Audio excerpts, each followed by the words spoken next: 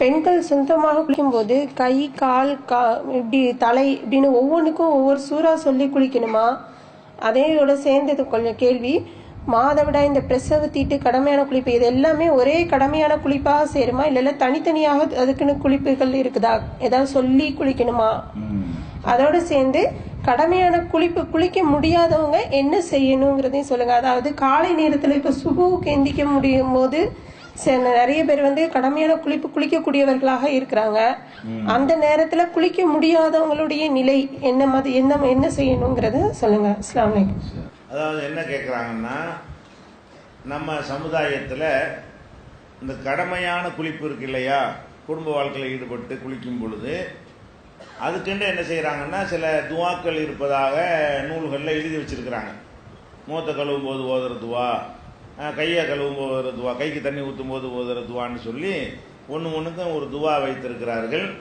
அந்த குளிப்பை ஆரம்பிக்கும் போது சொல்வதற்குன்னு ஒரு துவாவையும் மக்கள் மத்தியில் சொல்லி கொடுத்து வைத்திருக்கிறாங்க. அந்த மாதிரி செய்யணுமா? அதுக்கு ஏதாவது ஒரு முறை இருக்குதா அப்படின்னு கேட்குறாங்க. அதுபோக இந்த கடமையான குளிக்க முடியாத நேரத்தில் அதுக்கு வேற என்ன செய்வது, இதுதான் அவங்களுடைய கேள்வி. குளிக்கிறதை பொறுத்த வரைக்கும் அதுக்குண்டு எந்த ஒரு துவாவும் கிடையாது. சாதாரணமாக குளிக்கிறதை எப்படி நீங்கள் குளிப்பீங்களோ அப்படி தான் கடமையான குளிப்புக்கும் இருக்கே தவிர, கடமையான குளிப்புக்கு என்று சொல்லி அதுக்குண்டு ஒரு துவாவோ அதுக்குண்டு ஒரு மெத்தடோ அந்த மாதிரி எல்லாம் என்ன இல்லை, மார்க்கத்தில் கிடையாது. ரசூல் ஸல்லல்லாஹு அலைஹி வஸல்லம் அவர்கள் தலைக்கு தண்ணி ஊற்றும் போது இதை ஓதினார்கள், கைக்கு தண்ணி ஊற்றும் போது இதை ஓதினார்கள் அப்படின்ட்டு மார்க்கத்தில் ஏதாவது இருக்குதான்னு கேட்டால் ஒரு ஆதாரமும் இல்லை. அதே மாதிரி அவங்க மனைவிமார்களுக்கு அந்த மாதவிடாய் குளிக்க சொல்லும் பொழுது இந்த மாதிரி நீங்கள் குளிங்கன்னு சொல்லி அப்படி ஏதாவது துவாக்கள் சொல்லி கொடுத்துருக்குறாங்களான்னு கேட்டால் துவாவெல்லாம் கிடையாது.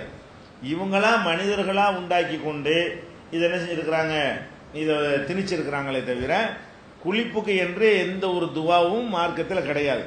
குளிக்கிறது என்னது, உடம்பு முழுவதும் நினைய வேண்டும், அவ்வளவுதான் மார்க்கத்தில் உள்ளது. நபிகள் நாயகம் ஸல்லல்லாஹு அலைஹி வஸல்லம் அவங்க எப்படி குளிப்பாங்கன்னு கேட்டால், அதாவது குளிக்கிறதுக்கு முன்னாடி முறையை தெரிஞ்சு, இது ஆம்பளைக்கு பொம்பளைக்கு இதுதான் கடமையான குளிப்பு. நம்ம குளிக்கிறதா இருந்தால் முதல்ல என்ன செய்வாங்கன்னா, குளிக்கிறதுக்கு முன்னாடி ஒழு செய்வாங்க. ஒழு செய்கிறதுக்குரிய முறை பிரகாரம் ஆய்க்கு குளித்து முகத்தை கழுவி கையை கழுவி தலைக்கு அது எல்லாமே என்ன செய்வாங்க செஞ்சுட்டு, காலுக்கு மாத்திரம் என்ன செய்ய மாட்டாங்க, தனியாக தண்ணி ஊற்றாமல் கால் கழுவுறதை விட்டுட்டு ஒழு செய்கிற எல்லா காரியத்தையும் செய்வாங்க. குளித்து முடித்த பிறகு அந்த இடத்திலிருந்து கொஞ்சம் நகன்று, கீழே நின்று தானே குளிப்பாங்க, தரையில் நின்று தான் குளிப்பாங்க, அந்த இடத்தை விட்டு கொஞ்சம் நகர்ந்து நின்று காலுக்கு தண்ணி ஊற்றுவார்கள்.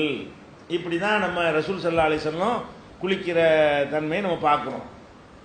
அதில் கூட இதுக்கு ரொம்ப அந்த தலையெல்லாம் அதிகமான முடி இருக்கும் இல்லையா, குறிப்பாக பெண்களுக்கு, அதில் ஒரு முட்டிய அளவுக்கு கூட அப்படி விடக்கூடாது, இந்த மாதிரிலாம் ஒரு மதுஹப் கிதாபுகளில் சொல்லி கொடுத்ததுனால அது ரொம்ப பயங்கரமான ஒரு ரிஸ்க் எடுக்கக்கூடிய ஒரு நிலையில் இருக்கிறார்கள்.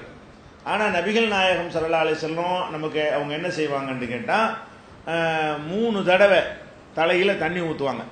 அப்படி நல்லா தேய்ச்சிட்டு 3 தடவை தண்ணி ஊற்றுவாங்க தலைக்கு, அவ்வளவுதான் அப்படின்னு சொல்லி ஹதீஸில் வருது. ரொம்ப ஓவராக போட்டுட்டு ஒரு முடியும் பட்டுருச்சான்னு இப்படி வசுவாசு பண்ணுறது இருக்குல்ல, 3 தடவை பட்டா எல்லா பக்கமும் போயிடும், அவ்வளவுதான். அதுக்கு மேலே என்ன செய்ய வேண்டியதில்லை, ரொம்ப போட்டு ரிஸ்க்லாம் எடுக்க வேண்டியதில்லை.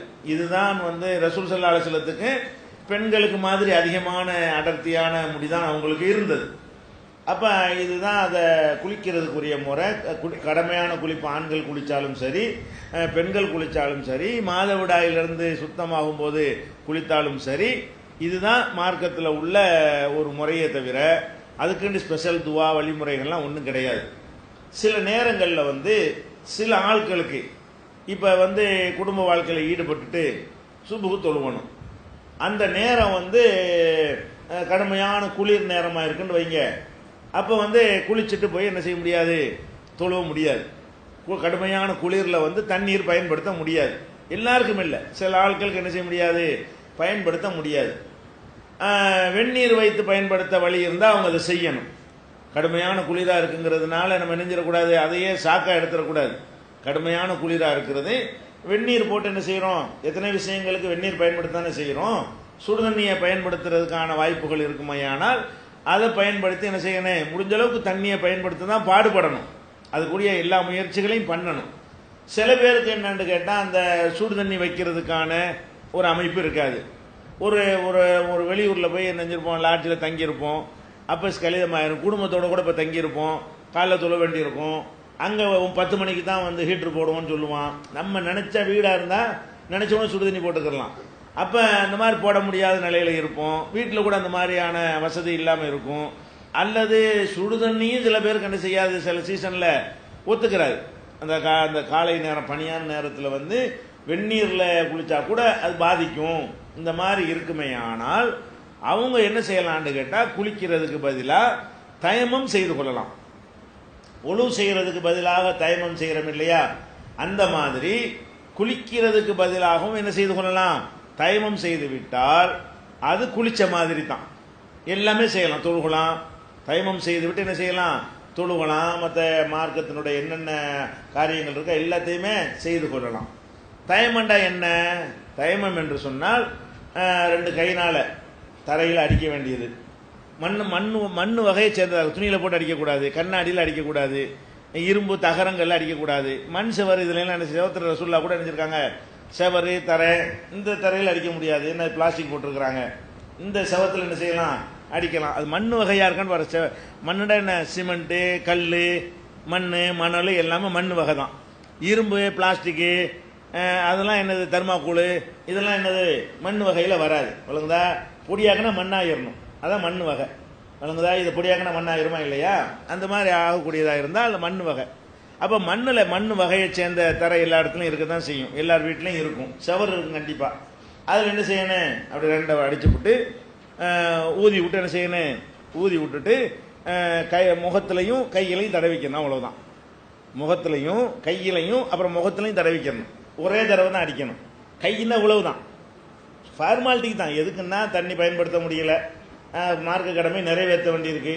அதுக்காக வேண்டி அல்லாஹ் கொடுக்குற சலுகை என்ன, தயமம். ஒழுவுக்கும் இதுதான் தயமம். குளிக்கிறதுக்காக வேண்டி முழு உடம்பு தேய்ச்சிக்கிற அவசியம் கிடையாது. குளிக்கிறதா இருந்தாலும் தயமம் இவ்வளவு தான். ஒழு செய்கிறதுக்கு செய்கிற தயமமாக இருந்தாலும் இதுதான், இவ்வளவு தான். ஒரு அடி அடிக்க வேண்டியது, அதையே கையில் தடவ வேண்டியது, அப்படி முகத்துலையும் தடவ வேண்டியது, முடிஞ்சு போச்சு கதை. தயமம் செஞ்சாச்சு. இப்போ என்ன செய்யலாம், நம்ம குளிச்சு விட்டு தொழுகிற மாதிரி தொழுவலாம், பஜர் தொழுவலாம். மற்ற கடமையான உழு எதுக்கெல்லாம் அவசியமோ, உழு தொழுகை தான் செய்கிறதுக்கு அவசியம், அந்த தொழுகைக்கு அவ்வளோ அவசியமாக இருக்கிறதுனால தயமம் செய்து விட்டு என்ன செய்யலாம், செய்யலாம். ஆனால் என்ன இருக்கணும், இந்த தண்ணி பயன்படுத்த முடியாத நிலை உண்மையாக இருக்கணும். சும்மாச்சும் ஒரு சொகுசுக்காக வேண்டி என்ன செய்யக்கூடாது, அது செஞ்சிடக்கூடாது. தண்ணி பயன்படுத்தினா நமக்கு பாதிக்கும், அல்லது அந்த சுடு தண்ணி பயன்படுத்த முடியலை, அல்லது தண்ணியே கிடைக்காட்டாலும் இது செய்யலாம். ஒரு காட்டில் மாட்டிக்கிட்டோம், அப்போ தண்ணியே கிடைக்கல, அல்லது ஒரு 2-3 நாளாக பவர் கட்டு, மோட்டரும் வேலை செய்யலை, வீட்லேயும் தண்ணி இல்லை, தண்ணி இல்லாமல் இருக்கலாம்ல. அப்போ தண்ணி இல்லாமல் இருந்தாலும், இருக்கிற தண்ணியை பயன்படுத்த முடியாத அளவுக்கு இருந்தாலும் அவங்களாம் என்ன செய்யணும், தயமம் செய்து கொள்ளலாம். அதுக்கு மாற்று பரிகாரம் இருக்குது. அதுக்கப்புறம் வெயில்லாம் வந்த பிறகு நெஞ்சிடலாம், அவர் மேலே குளிச்சிக்கிடலாம். வழங்குதா? அதுதான் மார்க்கத்தில் அதுக்கு உள்ள மாற்று பரிகாரம்.